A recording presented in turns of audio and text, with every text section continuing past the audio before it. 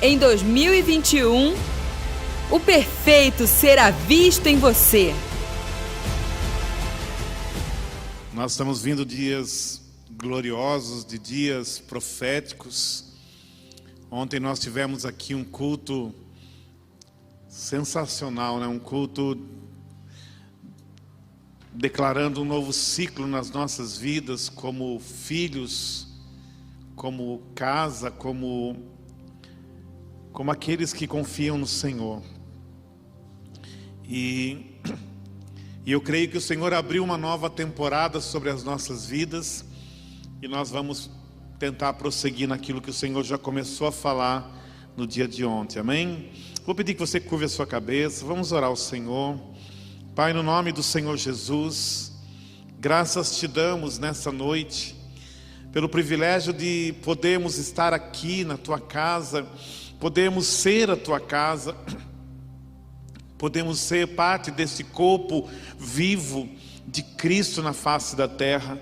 Pai, eu quero declarar nesta noite que os nossos corações estão abertos, que as nossas mentes estão rendidas ao senhorio de Cristo, e que nada, Senhor, provém de nós mesmos, tudo provém do Senhor, e essa é a nossa confiança, Pai, que se nós esperamos em Ti, que se nós confiamos em Ti, Pai, então há, Senhor, um lugar de vida para cada um de nós, Pai, em Cristo Jesus, que a Tua palavra produza em nossas vidas hoje, Pai, aquilo para o qual ela está preparada, no nome do Senhor Jesus, amém e amém.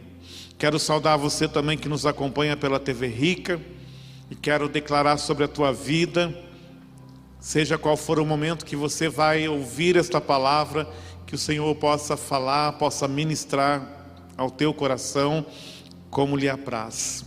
Amém? Essa palavra vem sendo construída no meu espírito já há um tempo, e quando eu recebi o convite para estar ministrando hoje, o Espírito Santo prosseguiu naquilo que ele já vinha falando já há um tempo no meu coração.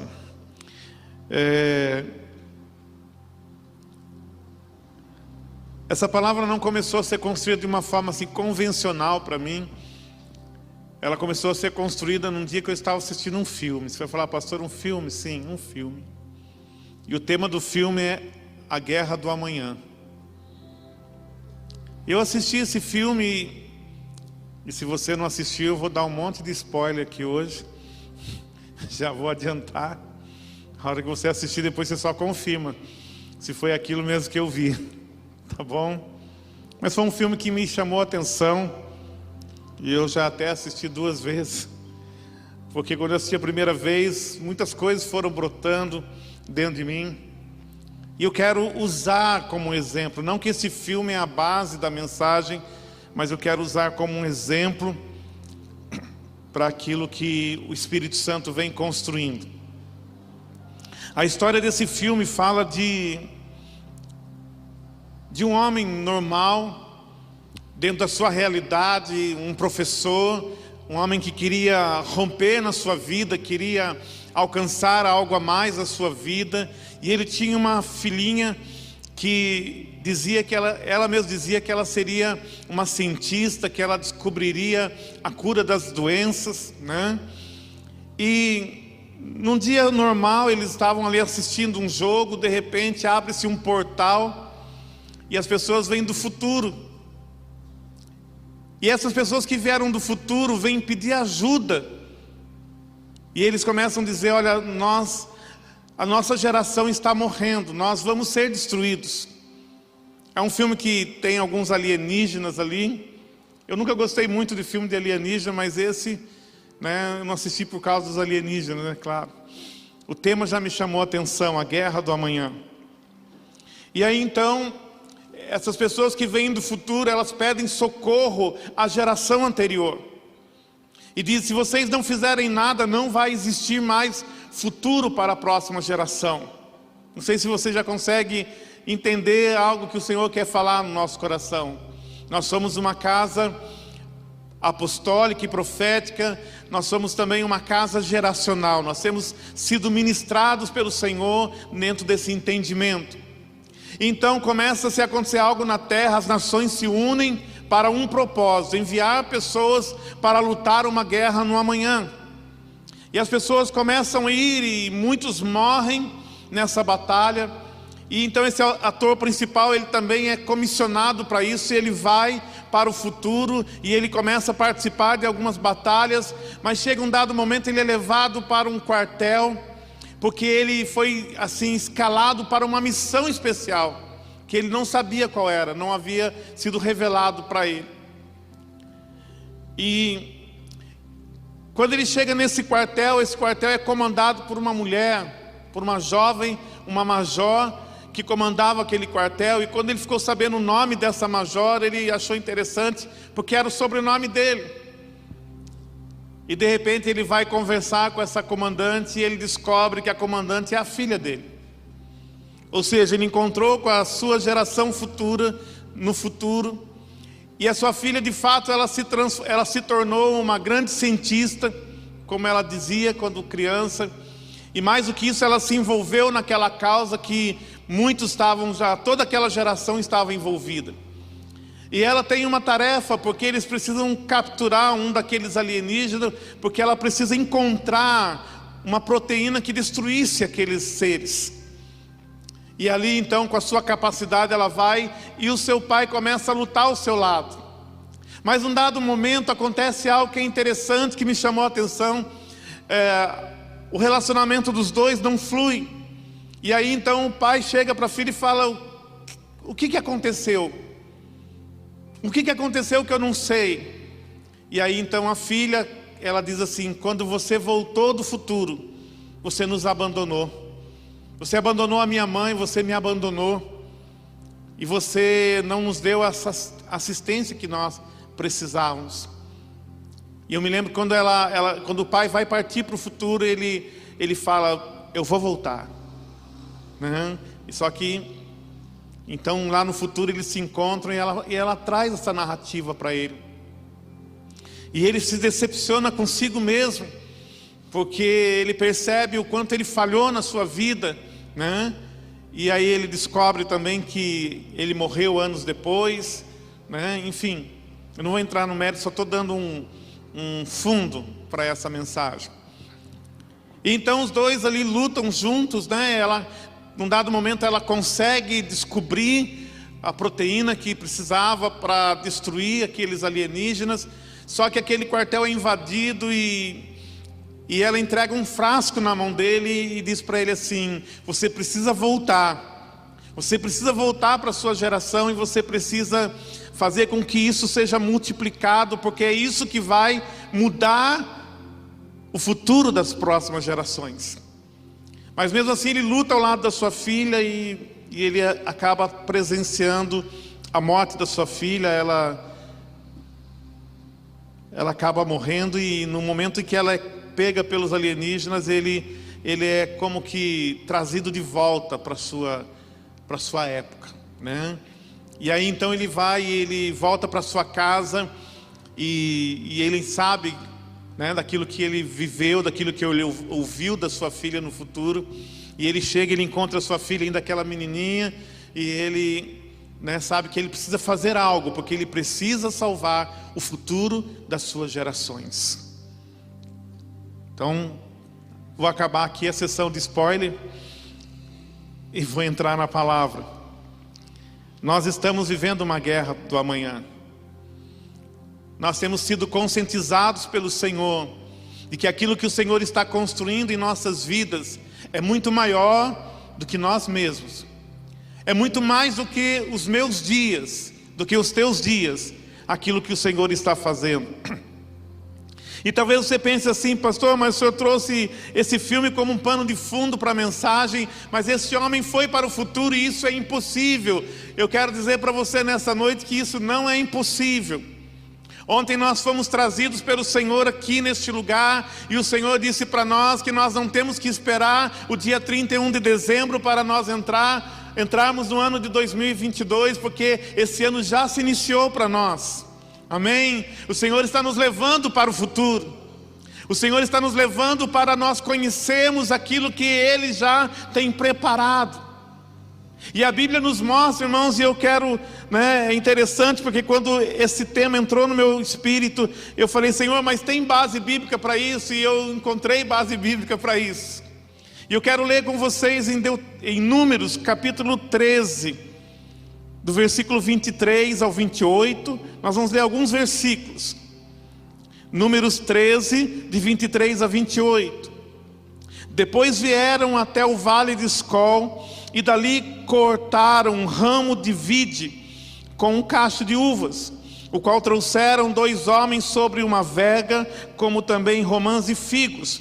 Chamaram aquele lugar Vale de Escol, por causa do cacho que dali cortaram os filhos de Israel.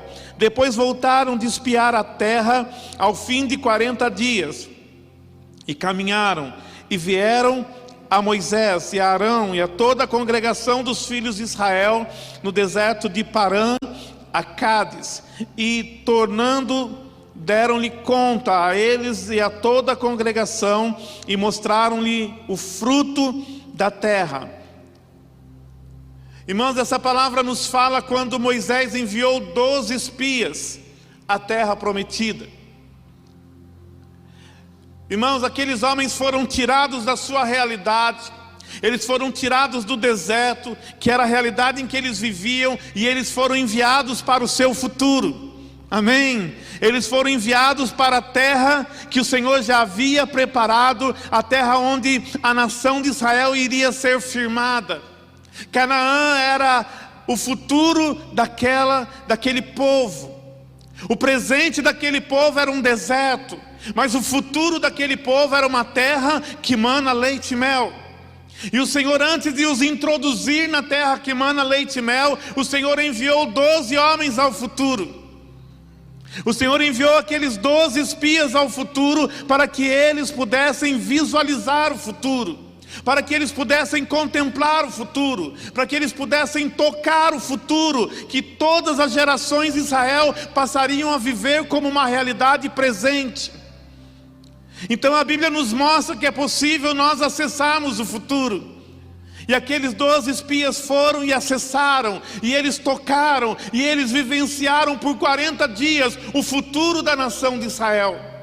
E eles voltaram do futuro para contar àquela geração o que eles haviam visto. E é interessante, irmãos, que 12 é um número de governo. Eles foram enviados para que, como um governo de Deus para ser estabelecido. Mas quando eles voltaram, e eles trouxeram um relatório, eu quero ler mais alguns textos, Números 13, 23. Eles trouxeram um relatório negativo, a qual até mesmo Moisés, ele chorou diante do Senhor, como quem diz, eu não acredito, Senhor, que o Senhor nos trouxe até aqui. O Senhor nos trouxe a porta para nós entrarmos no futuro, e o Senhor nos deu algo que não é bom. E aí então, diante dessa realidade, Números 13, 23, e contaram-lhe e disseram, fomos à terra, a que nos enviaste, e verdadeiramente mana leite e mel, e esse é o fruto. O povo, porém, que habita nessa terra é poderoso, e as cidades fortes e muito grandes, e também ali vimos os filhos de Anak. Aqui começa o relatório, e quando... eu não vou ler todo o texto, é longo o texto, você pode ler depois na sua casa, e você vai ver que esse relatório entristeceu o coração, a ponto de que eles disseram, vamos levantar alguns homens entre nós, que nos guiem de volta para o Egito. Tamanha foi a insatisfação. Eles estavam à porta de entrar para o futuro, mas porque 10 homens, dos 12 homens que foram visitar o futuro, trouxeram um relato que entristeceu o coração. Somente 2 homens, Josué e Caleb, viram o futuro de uma forma diferente. Eles conseguiram acessar o futuro como Deus queria revelar a eles, para que eles pudessem revelar ao povo que havia ficado no deserto. E porque eles foram capazes de enxergar o futuro, que era uma terra que mana leite e mel, eles puderam trazer um relatório positivo, um relatório de esperança, um relatório de confiança. E olha o que aconteceu, Números capítulo 14, versículo 6. E Josué filho de Num, e Calebe filho de Jefoné, dos que espiaram a terra, rasgaram as suas vestes, e falaram a toda a congregação dos filhos de Israel, dizendo: a terra pelo meio da qual passamos a espiar é terra muito boa. Se o Senhor se agradar de nós, então nos porá nesta terra e nola dará, terra que mana leite e mel. Aleluia! Esses dois homens voltaram do futuro para Israel, e eles tinham uma palavra de esperança. Eles tinham uma palavra firmada na fé, e uma fé naquilo que Deus havia prometido. É como se eles voltassem do futuro, do amanhã, e eles dissessem para aquele povo que ficou: é verdade, o Senhor nos prometeu, o Senhor nos conduziu até agora, e o Senhor nos enviou para que nós pudéssemos ir adiante de vocês, para ver o futuro que nos espera. E nós estamos aqui para dizer para vocês: vamos entrar na terra, vamos andar na promessa, vamos andar na esperança daquilo que o Senhor falou. E eles disseram, no meio daquele caos que foi criado pelo testemunho de 10 espias, a Bíblia diz que eles rasgaram as suas vestes, eles se lançaram no meio do povo, eles disseram: se o Senhor se agradar de nós, se o Senhor se agradar em nos fazer entrar, nós entraremos, e o Senhor nos dará a vitória, e o Senhor confirmará a sua palavra sobre a nossa vida. Irmãos, a Bíblia fala: sem fé é impossível agradar a Deus. Nós podemos enxergar o futuro, nós podemos ser enviados ao futuro, mas eu pergunto: o que vamos fazer com aquilo que o Senhor está mostrando a nós? Nós vivemos numa casa visionária, nós vivemos numa casa onde o Senhor tem mostrado o futuro, e já faz tempo o Senhor tem mostrado o futuro. O Senhor mostrou o futuro para essa casa, e Ele mostrou um hospital. O Senhor mostrou o futuro para esta casa, e Ele mostrou uma universidade. Mas talvez nós voltamos do futuro e pensamos: isso não há como se cumprir. Ou nós voltamos para a realidade e dizemos: Senhor, nós vamos entrar nesse futuro, e nós vamos ver se cumprir aquilo que o Senhor prometeu. Números 14, versículo 30, diz a palavra. Agora é o Senhor falando para Moisés, porque a atitude daqueles 10 espias trouxe uma consequência. E o Senhor disse: não entrareis na terra, vocês não vão acessar o futuro que eu prometi a vocês. Olha que terrível. Não entrareis na terra pela qual levantei a minha mão, que vos faria habitar nela, salvo Calebe filho de Jefoné e Josué filho de Num. Mas os vossos filhos, de que dizeis: por presa serão, colocareis nela, e eles saberão da terra que vós desprezastes. Aqueles homens disseram: nós não vamos entrar, os nossos filhos vão ser presos nessa terra. E o Senhor disse: vocês não vão entrar, como vocês bem disseram, mas os teus filhos entrarão. Porque Deus está, irmãos, se eu crer, Deus continua preparando um futuro para as próximas gerações. E se eu não crer, Deus continua preparando um futuro para as próximas gerações. Mas eu, pela minha incredulidade, não verei aquilo que o Senhor está falando que vai fazer. Porque a fé, ou a falta da fé, a incredulidade, ela nos impede de entrar, ela nos impede de enxergar. Ontem o Senhor nos deu água para lavar os nossos olhos, para tirar tudo aquilo que está nos impedindo de enxergar aquilo que Ele quer revelar a cada um de nós. Deus tem falado coisas precisas, irmãos. Deus nos falou que nós entramos em uma nova estação, quer nós creiamos ou não. Deus já virou a página. A nova estação já é uma realidade, quer você creia ou não, quer você entenda ou não. Deus, Ele está cumprindo aquilo que Ele prometeu. Ele falou para aquela geração: a terra é boa, e aqueles que foram viram, é boa. Deus falou: a terra mana leite e mel, e quando eles chegaram lá, eles disseram: a terra mana leite e mel. Porque Deus não mente, Deus nunca mentiu e nunca vai mentir para os seus filhos. Deus nos disse que Ele está mudando a nossa estação. Deus nos disse ontem que Ele já nos levou para 2022. Tremendas coisas que Deus tem falado. O Senhor nos falou que não precisamos esperar pelo dia 31 de dezembro para nós virar o ano. Nós já entramos.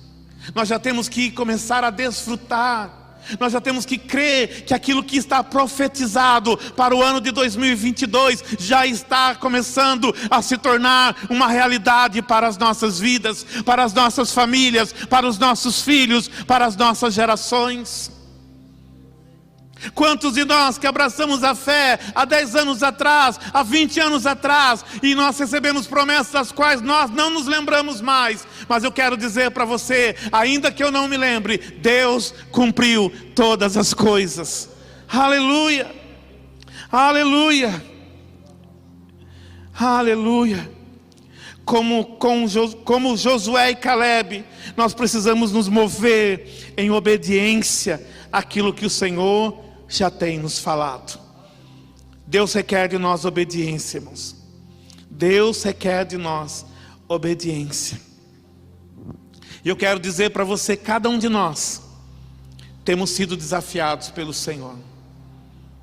Não adianta você olhar para a pessoa que está do seu lado e dizer assim: ah, você não sabe o que o Senhor está requerendo da minha vida.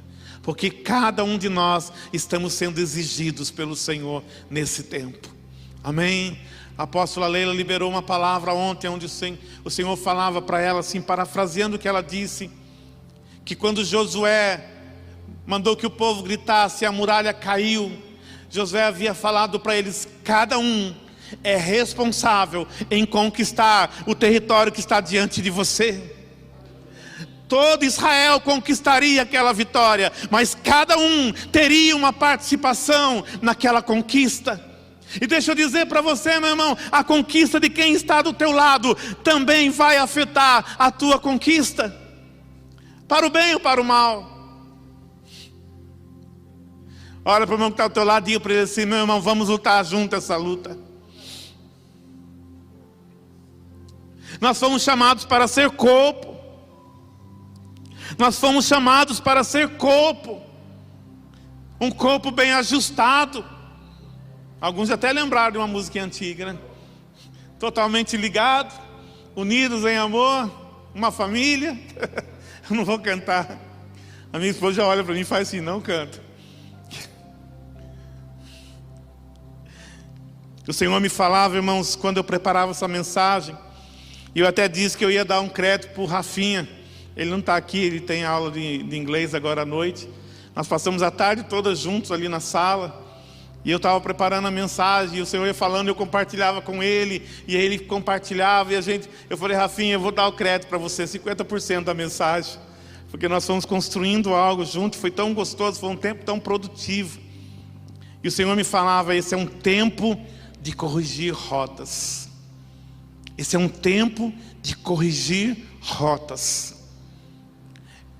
Tempo de endireitar caminhos tortuosos. Tempo de concertos com Deus e de alinhamento, de visão. Vamos dizer isso juntos? Diga: tempo de corrigir rotas. Tempo de endireitar caminhos tortuosos.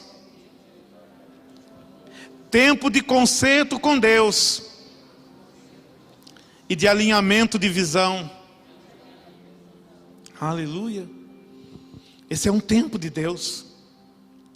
E como disse, né? O Senhor já lavou os nossos olhos e removeu tudo que estava embaçando a nossa visão. Você pode dizer isso hoje? O Senhor lavou os meus olhos e Ele removeu tudo que estava embaçando a minha visão. Amém? Irmãos, é o Senhor que está fazendo isso. Eu só estou dando eco àquilo que o Senhor já falou. nesse lugar. Esse é um tempo de nós andarmos sobre a palavra que o Senhor tem nos dado.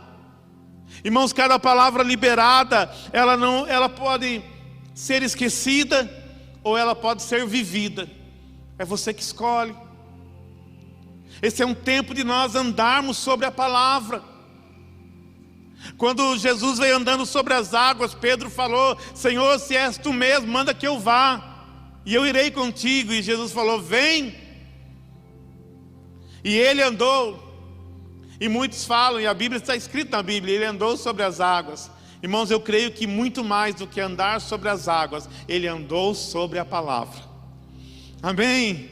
Porque as águas já existiam, e ele nunca arriscou colocar o pé nas águas. Mas quando ele colocou o pé, não foi por causa das águas, foi por causa de uma palavra. Uma palavra que Jesus liberou sobre ele, vem, foi suficiente para ele tirar o pé do barco e colocar o pé sobre a palavra do Senhor. Irmãos, muitas vezes na nossa vida, a única coisa que nós precisamos é de uma palavra.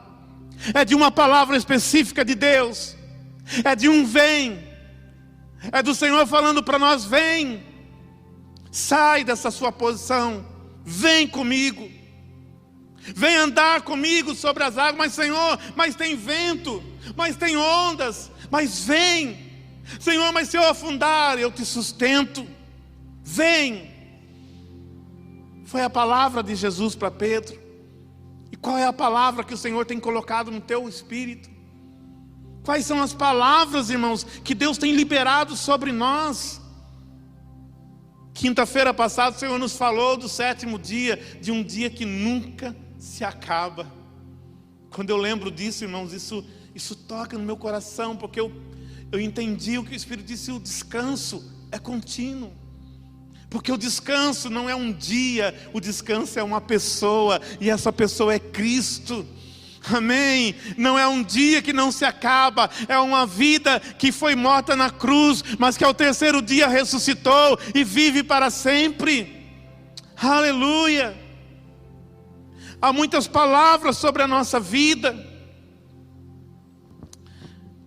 Aleluia! Glória ao nome do Senhor. Nós estamos avançando, nós estamos caminhando. Irmãos, Deus está alinhando movimentações pessoais em prol de uma movimentação coletiva.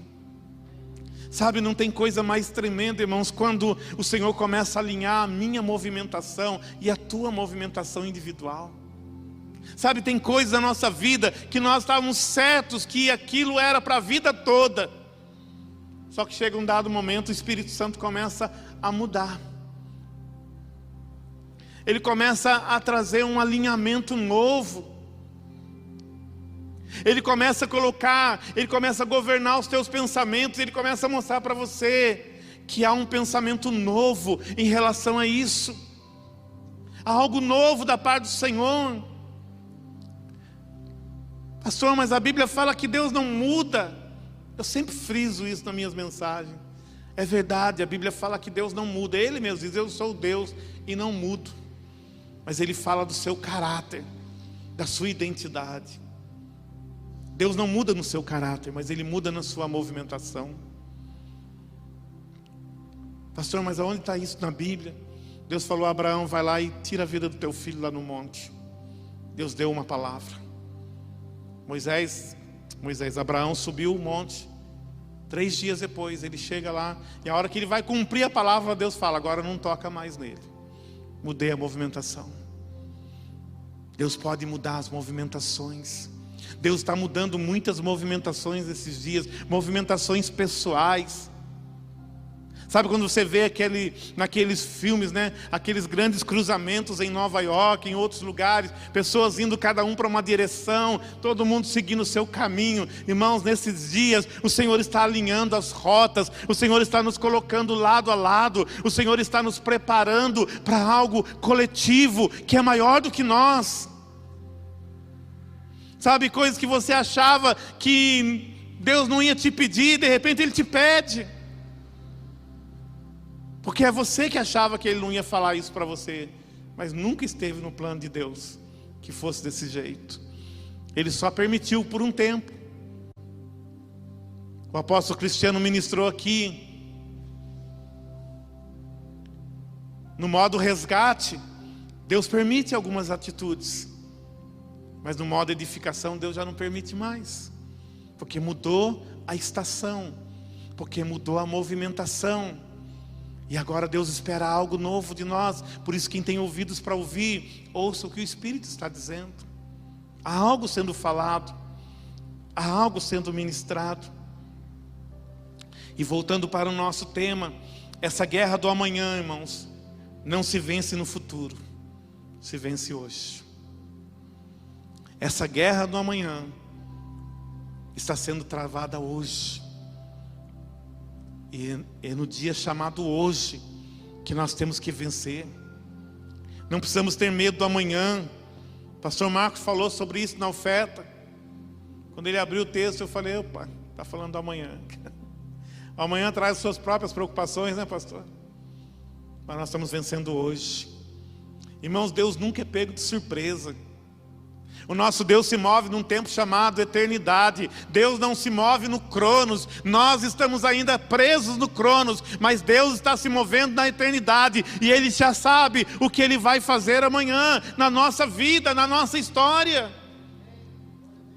Deus já está lançando um fundamento dentro de nós, irmãos, porque Ele já está vendo uma construção que você não está vendo, que eu não estou vendo, mas Ele já projetou. Ele é o arquiteto dessa obra, Ele é o executor dessa obra. Às vezes você achou, e quantas vezes eu achei na minha vida, irmãos, que eu ia viver algo tão pequeno na minha vida, que era só aquilo que eu já tinha experimentado. E de repente Deus chega ali e rompe todas as coisas. Quem já não passou por isso, né? Quantos foram trazidos para esse lugar e quando chegaram aqui viram o Senhor dilatar tudo? Foi só comigo? O Senhor me pegou de uma forma, irmãos. Sabe aquela mentalidade de Gideão? Eu sou o menor da minha casa é a menor da minha tribo, e a minha tribo é a menor das tribos. Quantos eram assim? Eu era assim, irmãos. Eu achava que eu já tinha chegado já no lugar que Deus tinha para a minha vida, e de repente Deus me tira daquele contexto, e Deus alarga as minhas fronteiras, e Deus começa a nos arrebentar por dentro, a derrubar as paredes que nós construímos, para dizer: eu tenho algo maior na tua vida e através da tua vida. Amém? Nós estamos numa batalha que é maior do que nós, irmãos.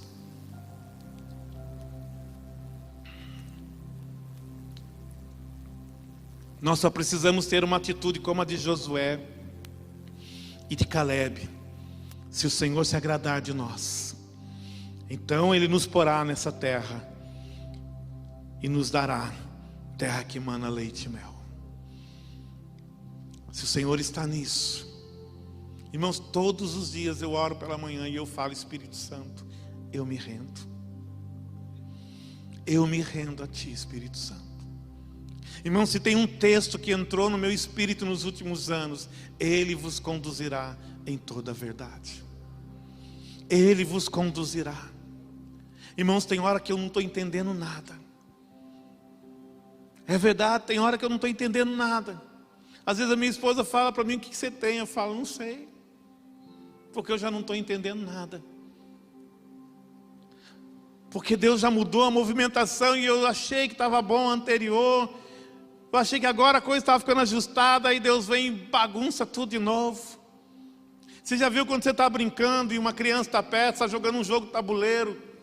Quem aqui gosta de jogar xadrez? Ninguém? Meu Deus. Eu faz um tempo que não jogo, mas eu acho um jogo interessante. E uma criança vem e bate no tabuleiro e as peças saem tudo do lugar. E você já não sabe mais como voltar. Aí você fala: puxa, acabou tudo. Sabe, irmãos, às vezes Deus está bagunçando o nosso tabuleiro. Às vezes você acha que está tudo tão certinho. Você acha que você já está pronto para dar o checkmate. E Deus vem, sacode tudo. E fala: vamos começar de novo. Uma nova fase. Ô Senhor, mas eu achei que estava chegando no fim. Ele falou: é no fim do começo. No fim do início.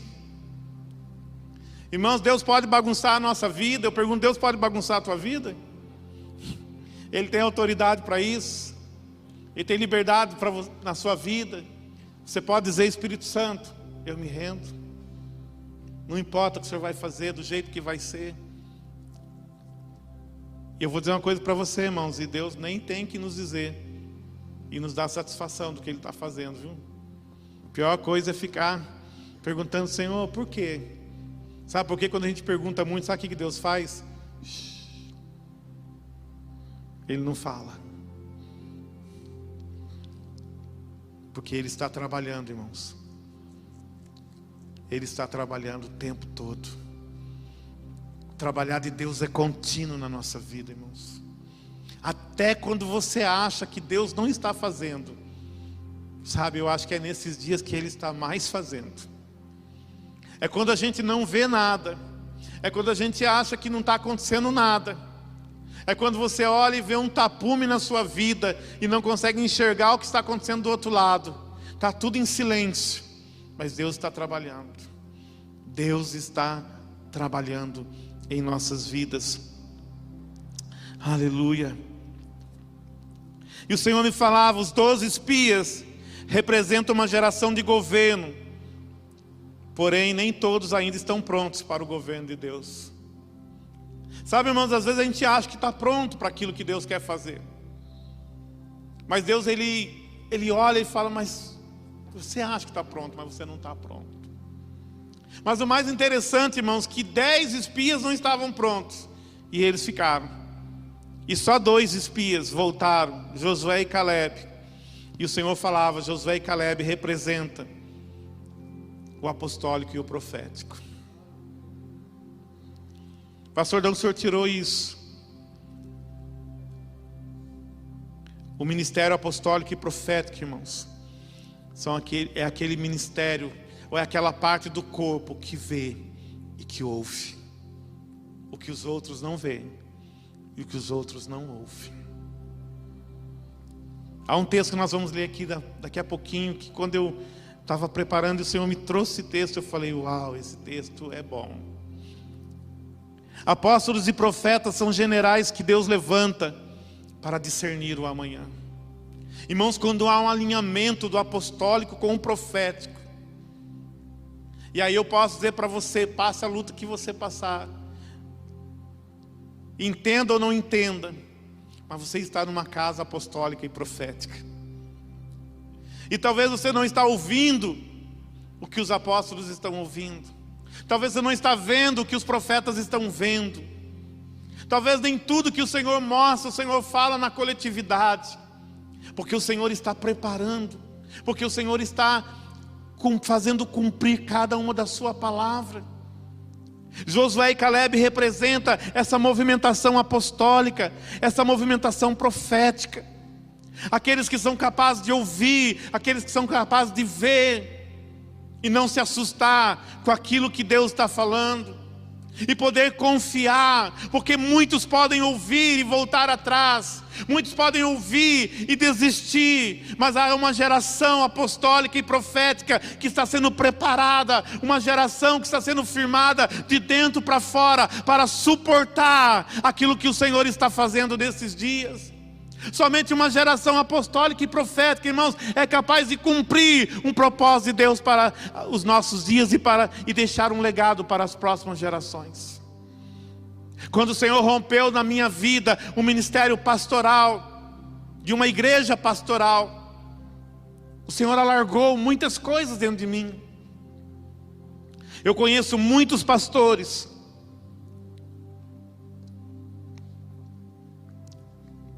que eu amo a vida desses pastores, mas eu olho para a vida deles e falo, ainda estão dentro daquela formatação. E talvez se eles ouvirem aquilo que o Senhor está falando hoje para nós, eles não vão entender aquilo que o Senhor está falando. Mas nós, como filhos apostólicos, como uma geração profética, nós estamos sendo ensinados pelo Senhor a ouvir a voz do Espírito, a nos movermos na voz do Espírito. Ontem, no momento dos atos proféticos, talvez alguém se assustou. Talvez alguém olhe para aquilo e fale: nossa, que povo doido, né? Que coisa esquisita. Por que tanto papelzinho picado? Por que isso? Por que aquilo? O que vai acontecer de eu molhar a minha mão e lavar os meus olhos? Porque não vai entender uma linguagem do Espírito, uma movimentação do Espírito num tempo específico. Ah, mas amanhã eu vou continuar lavando os meus olhos. Não, o Senhor não falou que é para continuar lavando os olhos. Sabe, às vezes nós fazemos igual Pedro, né? Jesus foi lavar os pés e falou: Senhor, meu pé o Senhor não lava. Mas aí Jesus falou: se eu não lavar o teu pé, você não tem parte comigo. Ah, então lava a minha cabeça, lava o meu corpo. E Jesus falou: não, para quem já tomou banho, basta apenas lavar os pés. Em outras palavras, Jesus falando assim: agora é a hora de lavar os pés, Pedro. A hora de lavar o resto do corpo é outra hora. Agora é só os pés. Ouça, siga o comando do Espírito, siga a orientação do Espírito. Não queira fazer mais.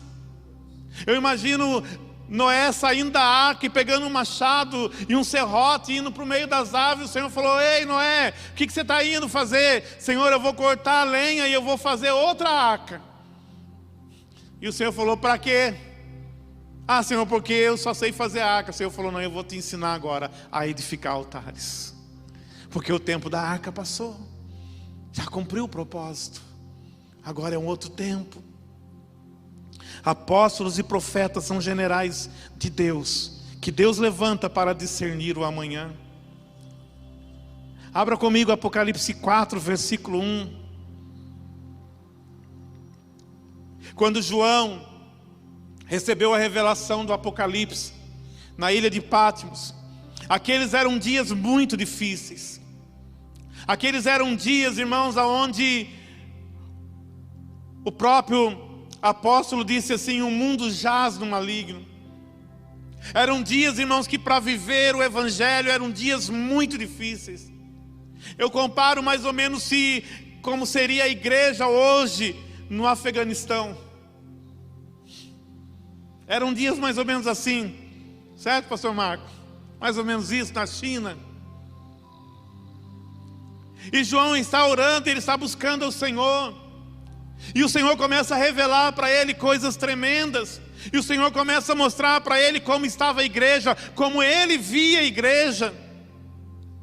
E a cada igreja o Senhor está falando: olha, eu tenho isso contra você. Olha, tem isso no meio de vocês. Olha isso, olha Laodiceia, como é que vocês estão. Eu imagino, irmãos, que quando João começa a ver tudo aquilo e os seus olhos começam a se abrir para aquelas realidades espirituais. Talvez o coração de João, que era um apóstolo, que estava cuidando daquelas igrejas, que estava apacentando aquelas igrejas, talvez a frustração, talvez o sentimento de impotência, de incapacidade, diante daquele quadro, daquela realidade que o Senhor está mostrando, e que era algo real.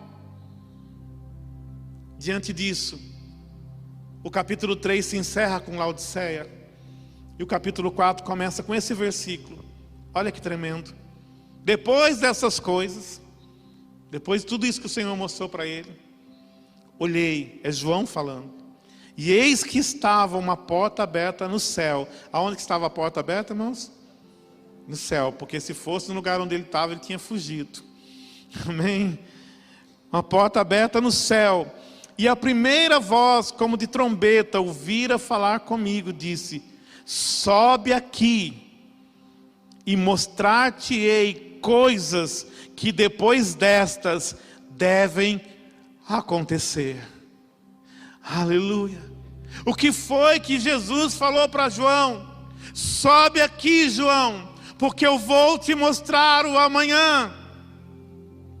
João, eu te mostrei a realidade visível hoje da igreja, mas sobe aqui, porque agora, João, eu vou mostrar para você as coisas que eu vou fazer. Eu vou mostrar para você o amanhã. João, eu estou chamando você para você viajar comigo pelo futuro, para que eu possa mostrar para você o que está por vir, o que está por acontecer. Irmãos, diante daquela situação, talvez João ele pensou: não há mais jeito.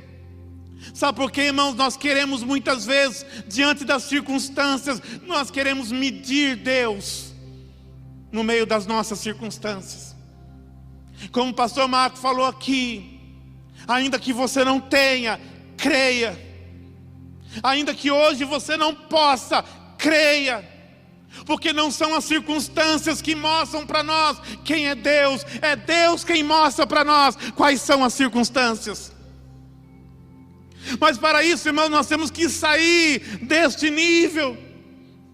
Por isso que o Senhor falou, João, olha a realidade. João falou, Senhor, é triste, sim, é difícil, sim, mas sobe, João, sobe para o meu nível. Entra na minha dimensão, João, e eu vou te mostrar as coisas que eu vou fazer. Eu vou te mostrar, João, as coisas que estão por vir. Eu vou te mostrar, João, que a sua batalha hoje é uma guerra pelo amanhã, é uma guerra pelas gerações. A guerra que João travou, irmãos, afetou não apenas os seus dias, mas a guerra que João travou afetou os meus dias e os teus dias, porque João lutou uma guerra pelo amanhã, pelas gerações que viriam. João sabia, porque quando ele subiu, o Senhor mostrou para ele, a partir de um outro nível, do nível de Deus, na dimensão de Deus. Irmãos, Deus quer nos levar a outra amplitude.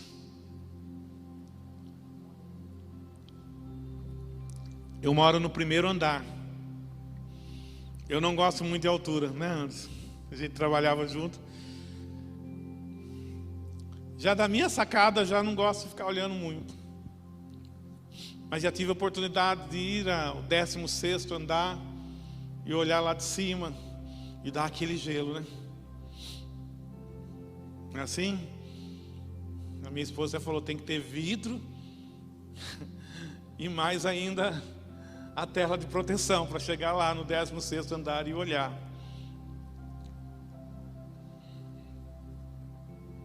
Mas, irmãos, quando você está no 16º andar, a visão que você tem das coisas é muito diferente. A amplitude muda a sua visão. Eu creio que Davi enxergou Golias da amplitude de Deus. E Golias olhava para Davi como um rapazinho franzino. O exército de Israel olhava para Golias e o via como gigante. Mas Davi olhava para Golias e via alguém como um leão e um urso que ele podia vencer. Porque Davi havia subido na amplitude de Deus. Davi conhecia o que o Senhor falou para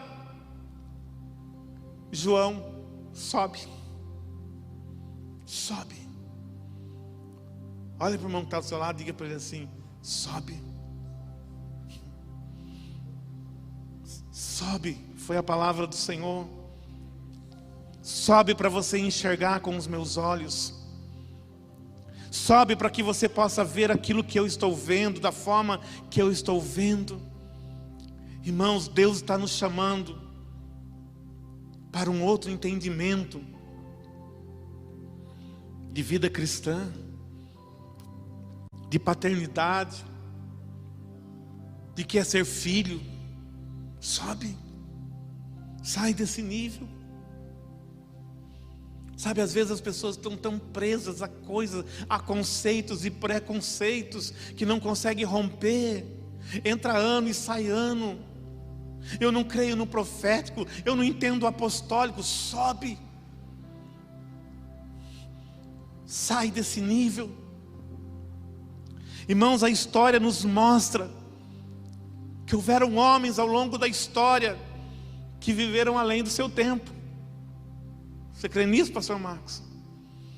A história nos mostra, por exemplo, que Albert Einstein, ele não viveu nos seus tempos. Foi um homem que foi chamado a viver muito à frente da sua geração. Alexander Graham Bell não viveu nos seus tempos. Porque eles enxergaram coisas que não existiam nos seus dias. Eles foram capazes de ir ao futuro e ver com os olhos do futuro algo que não existia no seu presente. E quando eles voltaram, entre aspas, eles puderam materializar aquilo que ninguém viu, aquilo que não existia nos seus dias, aquilo que ninguém podia dizer. Hoje é fácil dizer o que é um celular, mas para Alexander Graham Bell, ele precisou ir ao futuro e entender o que era um telefone. E olha que o telefone que ele enxergou e ele conseguiu construir para os seus dias era tão simples diante daquilo que veio se tornar a telefonia mundial. Mas aquele homem pôde enxergar, aquele homem pôde ir ao futuro. Irmãos, se homens naturais puderam ir ao futuro, viver além do seu tempo, trazer à existência aquilo que não existia e que a grande maioria não eram capazes. Esses homens foram como Josué e Caleb. Eles não foram como os 10 espias que foram ao futuro e voltaram. Nós não somos capacitados para isso. Não, eles foram e voltaram com a visão mudada, com os olhos desembaçados, para dizer: o Senhor nos mostrou coisas grandes, o Senhor nos mostrou coisas ainda maiores, e vai se cumprir, e vão acontecer nos nossos dias. É assim que funciona, irmãos. E quando Deus mostra algo, Deus já preparou o recurso para que aquilo venha à existência. Porque na eternidade já existe. Um dia eu ouvi uma frase que a fé é o braço espiritual da igreja, que toca o invisível e traz do invisível as coisas que não existem para que passem a existir. É assim que funciona. É assim que Deus está trabalhando. Estamos chegando no final da nossa mensagem. Houve um outro homem na Bíblia que andou no futuro, e esse homem foi José. Quando Deus revelou para ele o futuro, ele entendeu o que Deus estava dizendo. Ninguém aceitou. Sua família não entendeu o futuro que Deus estava lhe mostrando, mas ele guardou a visão do futuro que Deus colocou no coração dele. Você consegue imaginar no dia que os seus irmãos chegam e se prostram diante dele? José deve ter dito assim: uau, eu já vi essa cena. Eu já tinha visto essa cena. Há anos atrás eu vi essa cena, quando eu voltei do futuro e disse para eles: o Senhor me mostrou. Ninguém acreditou em mim, nem o meu pai acreditou em mim. Disseram que eu estava ficando louco, mas agora eu estou vendo novamente aquilo que eu já vi há anos atrás, agora materializado. José foi ao futuro. Deus lhe revelou o futuro. E quando os seus irmãos estavam amedrontados, ele falou: ei, ninguém tema pela sua vida. Eu não vou fazer o que vocês estão achando que eu deveria fazer. Ele falou: porque o Senhor me enviou na frente. O Senhor me enviou na frente. Porque o Senhor já havia me revelado o futuro, e Ele me enviou na frente para preparar, para que vocês não padeçam. Eu fui enviado para o futuro, para guardar as vossas vidas, para guardar as vossas gerações, para guardar os teus filhos, para preservar os teus casamentos. Que tremendo isso, irmãos. Talvez eu e você ainda não entendamos a profundidade que o Senhor está falando hoje. Apenas se renda ao Espírito Santo. Sabe, irmãos, e para encerrar, isso foi da nossa conversa, eu e o Rafinha. Nós estávamos falando da corrida do revezamento. Rafinha é formado em educação física, né? É interessante, cada um Deus usa dentro daquilo que Ele vai capacitando, né? E eu tinha apenas um entendimento, né? Que uma geração passa o bastão para outra. E ele fez um adendozinho que é tremendo. Ele falou assim: pastor, você já viu que no revezamento, o primeiro, ele larga sozinho. É uma corrida individual. Ele tem que dar o melhor nos seus primeiros 100 metros. Só que quando ele chega nos seus 70, 80 metros, aquele para quem ele vai passar o bastão, começa a correr ao lado dele. Já não é mais uma corrida individual, já é algo coletivo. E ele começa a diminuir enquanto o outro começa a acelerar, até que ele passe o bastão. Mas a outra geração, ela não fica aqui parada esperando, ela já está correndo ao lado daquele que está chegando. Irmãos, Deus está fazendo isso nos nossos dias. Enquanto nós estamos aqui, nossos adolescentes estão lá no templo menor sendo ministrados, eles já estão correndo ao nosso lado. Os nossos jovens já estão correndo, você pode não ver, mas eles já estão correndo. Os meus filhos já correm do meu lado. Por muito tempo, eu e a minha esposa sentamos à volta da mesa para ensinar os nossos filhos. Hoje nós sentamos à volta da mesa e nós temos conversas maravilhosas, porque eles falam de Cristo, porque eles manifestam da vida de Cristo. Nós já não estamos mais correndo sozinhos, eles já estão correndo junto conosco. Eles já estão assumindo o momento deles. Eu quero dizer para você que é pai, mãe, sabe, nós estamos lutando a guerra do amanhã. Nós estamos lutando uma guerra cuja vitória nós não veremos na sua plenitude nos nossos dias. Porque aquilo que nós estamos conquistando hoje, nossos filhos e os filhos dos nossos filhos, se nós estivermos vivos, nós veremos. Eu creio que eu verei pelo menos os filhos dos meus filhos, e terei a oportunidade de correr lado a lado com eles, porque eu sei por onde os meus filhos estão correndo. Eles não estão correndo em qualquer lugar, eles estão correndo do nosso lado. Eles estão correndo a mesma corrida que eu estou correndo. Eu ainda estou correndo, minha esposa ainda está correndo, mas a Letícia já está correndo com a gente, o Rafael já está correndo com a gente. E eles estão mais preparados, porque nós estamos já diminuindo e eles estão acelerando. Eles estão acelerando. E vai chegar o dia que eles vão olhar para o lado deles e eles vão ver os filhos deles também correndo, porque juntos nós vamos dar essa volta. Irmãos, e quando essa corrida acaba, todas as gerações sobem no pódio. Aleluia! Todas as gerações, não é o último que chegar que vai cruzar a linha e vai dizer eu venci. Não, ele vai dizer eu venci. Meu pai venceu, meus avós venceram, meus bisavós venceram. Juntos nós vencemos a guerra do amanhã. Por isso eu digo para você nessa noite, não desista. E eu digo para você que me assiste ou que vai assistir essa mensagem, não desista, ainda que você não entenda o que Deus está fazendo na tua vida. Nós estamos lutando uma guerra do amanhã hoje, da forma que nós entendemos. Eu ouvi ontem uma mensagem, uma família reunida à volta de uma mesa, e a filha dizia: pai, as pessoas nos perguntam qual é o método. E aí o pai disse assim: o problema é que eles não entendem que não existe método. Ele falou: mas eu quero dar um exemplo.